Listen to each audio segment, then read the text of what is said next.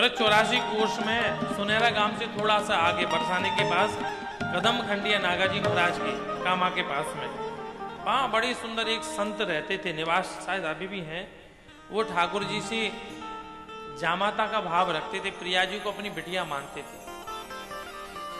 उसी भाव से उन्होंने आजीवन उनकी सेवा की। जैसे घर में जमाई आता है ना, जमाई की जो आव भाव भक्ति करते हैं, ऐसी उनकी सेवा की और करते थे। महाराज फूल का भी बार बार गरम गरम लेके जाए, कुंवर साहब और क्या लोगे, जमाई बाबू और क्या लोगे, बार बार ठाकुर जी कहते हैं। एक दिन उन्होंने ठाकुर जी को बड़ा सुंदर सा दही परोसा। दही में जब परोसे, उनको परोसा, भगवान का भोग लग गया।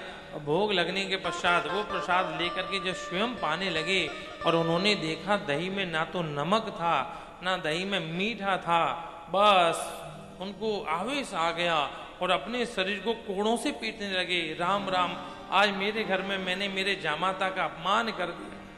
मेरे लाडों को लेकर जब जाएंगे उनको उल्हाना देंगे।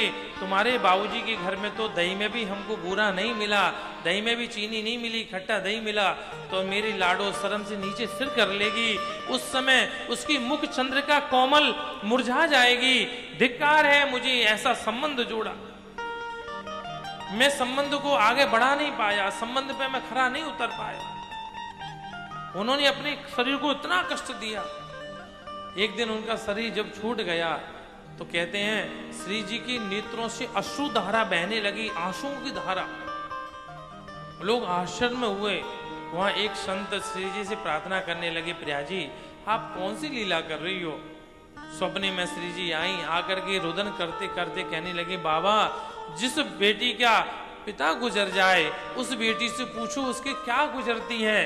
ये तो मेरे बाबा थे, आजीवन इन्होंने मुझे बेटी माना, आजीवन मेरी सेवा की, और मुझे कष्ट नहीं होगा तो किसको कष्ट होगा। हम जिस भाव को बनाएं, ठाकुर जी उस भाव को बनाने के लिए तुरंत तैयार रहते हैं प्रभु।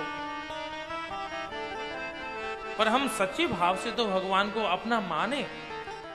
अभी सब्सक्राइब करें हमारे YouTube चैनल ईश्वर टीवी को और देखिए वीडियोस सबसे पहले।